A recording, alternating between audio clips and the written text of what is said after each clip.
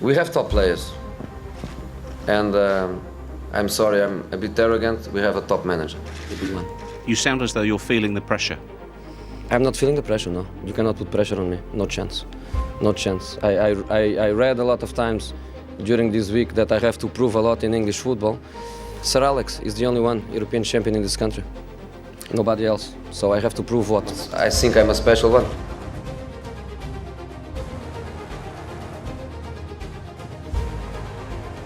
He predicted that Chelsea would win the title at Bolton. And Chelsea are half an hour from the title.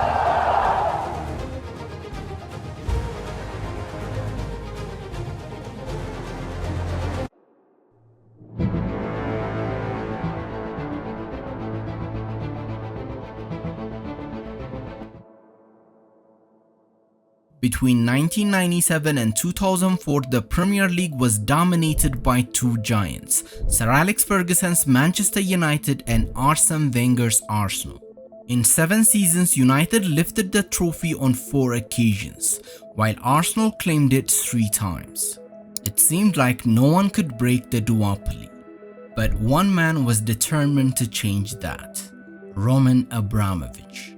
In the summer of 2003, the Russian billionaire purchased Chelsea and made an immediate statement. He spent a staggering €170 million during the transfer window, assembling a squad designed to challenge the dominance of United and Arsenal. His goal was clear: help newly appointed manager Claudio Ranieri secure Chelsea's first league title in nearly 50 years. However, that season, Chelsea faced an unstoppable force: Arsene Wenger's Invincibles. Arsenal went the entire campaign unbeaten, making history as they lifted the Premier League trophy. While Chelsea's second-place finish was respectable, it was still far from what Abramovich had envisioned. Unwilling to settle for second best, Abramovich made a ruthless decision. Ranieri was sacked, and in his place came a rising star in football management, Jose Mourinho. Fresh of leading Porto to an improbable Champions League triumph, Mourinho was ready to take on the Premier League. During his first press conference at Chelsea, Jose Mourinho confidently laid out why the club would succeed under his leadership. He famously declared, "We have top players, and sorry if I'm arrogant, we have a top manager," referring to himself. Then he added, "Please don't call me arrogant, because what I'm saying is true. I'm European champion, so I'm not one of the bottle. I think I'm a special one." Some critics thought he was overconfident, even brash, but others found his self-assuredness refreshing, a sign of the bold new era Chelsea were entering. Mourinho hoped this winning mentality would rub off on his players. In his first meeting with the squad, he drove home the message of success. He wrote down the names of players who had tasted glory in their careers, a short list that included the likes of Claude Makelele, who had won titles at Real Madrid, and John Terry, Chelsea's captain, who had lifted the FA Cup in 2000. But for most of the squad, including their talisman Frank Lampard, success at the highest level was uncharted territory. Mourinho turned to them and said, "I'm a champion, and if you follow me, you'll be champions." His belief in his team was unwavering. To prove it, he instructed them to mark April 30th, 2005 in their calendars, declaring it the day they would be crowned Premier League champions. His focus was crystal clear: instill a winning mentality in every player. The squad was taken aback by his massive confidence, but it also ignited something within them. Seeing how much he believed in their potential lit a fire inside the team. By the time the meeting had ended, they were ready to give everything for him. The next step in his plan was to fine-tune the squad by bringing in a few more top players. He wasted no time clearing out the deadwood, sending 9 players out on loan or free transfers to make room for fresh talent. To solidify the defense, he signed goalkeeper Petr Cech from Stade Rennes and reunited with 2 trusted defenders from his Champions League winning Porto squad, Ricardo Carvalho and Paulo Ferreira. In attack, Mourinho brought in firepower: Didier Drogba arrived from Marseille, a striker who would go on to define an era at Chelsea, and Arjen Robben joined from PSV, adding pace and flair to the wings. Alongside them came several other signings, completing a squad that looked ready to compete at the highest level. With his team now assembled, it was time for Mourinho to back up his bold words with action. Before the season began, he set a simple but significant ambition: to win Chelsea's first Premier League game. That opener was no ordinary match. It was against Sir Alex Ferguson's United at Stamford Bridge. Chelsea made an immediate statement. Thanks to a solitary goal from Gudjohnsen, Mourinho's side secured a 1-0 victory, kicking off their campaign in style. From there, Chelsea's momentum only grew. By the 10th match day, they had lost just one game, a narrow defeat to Manchester City, and were sitting just 2 points behind the champions. But by the halfway point of the season, Chelsea had overtaken Arsenal, sitting 5 points clear at the top of the table. January brought more opportunities for silverware.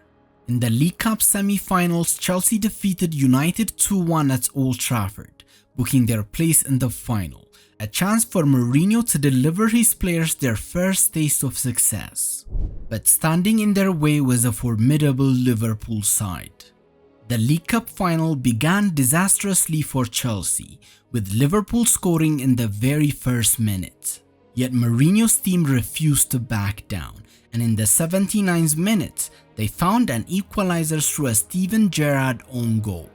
Mourinho, ever the showman, responded to Liverpool fans' taunts by shushing them, a gesture that got him sent off, forcing him to watch the rest of the game from the locker room. In extra time, Chelsea rose to the occasion. Goals from Drogba and Kezman sealed a 3-2 victory, clinching Mourinho's first trophy at Chelsea. For many of his players, it was their first taste of glory, and Mourinho reassured them afterward that this was just the beginning. The big trophies were still to come. After lifting their first trophy of the season, Chelsea only grew stronger. Their fine form continued in the league, and their rock-solid defense made them nearly impossible to beat. By the 30th match day, the gap between Chelsea and second-place United had stretched to 11 points. The question was no longer if they would win the title, but when. That moment arrived exactly as Mourinho had predicted on his first day with the players, April 30th away at the Reebok Stadium against Bolton. A win would crown Chelsea as Premier League champions. On the big day, their talisman Frank Lampard rose to the occasion. He scored twice, securing a 2-0 victory for the Blues. The result ended Chelsea's 50-year wait to be champions of England, and marked only the second league title in the club's history. Mourinho had delivered on his promise. His confidence, often mistaken for arrogance, was now vindicated as he guided Chelsea to glory. The special one had truly arrived. Chelsea didn't just win the Premier League, they did so in historic fashion, setting a series of records that still stand to this day. At the heart of their triumph was an impenetrable defense, led by Terry, Carvalho and Cech. This trio became the backbone of what is widely considered the best defensive unit the Premier League has ever seen. Over the course of the 38-game season, they conceded just 15 goals, a record that remains unmatched to this day. They also recorded 25 clean sheets, another record that is yet to be broken. But the records didn't stop there. Chelsea amassed 95 points that season, the most any team had ever earned in the Premier League at the time. While this record has since been surpassed by Pep's City and Klopp's Liverpool, it still stands as a monumental achievement. The only blemish on their near-perfect season came in a 1-0 loss to Manchester City in the 9th match week, preventing them from emulating Arsenal's invincible season from the previous year. Chelsea's 2004-05 campaign remains one of the greatest Premier League seasons of all time, a testament to the dominance of Mourinho's team. The biggest what if of that season remains Chelsea's Champions League semi-final exit, where they were eliminated by Liverpool, thanks to a controversial goal by Milan Baros. That phantom goal prevented Jose Mourinho from reaching the final in his first season with the club. Despite that setback, Mourinho's reputation skyrocketed. He successfully defended Chelsea's Premier League title the following season, making history. In just 2 years, he had taken a team that hadn't won the league in 50 years and turned them into back-to-back champions, dethroning the dominance of Sir Alex Ferguson and Arsene Wenger. It was a statement to the world of just how special Mourinho truly was.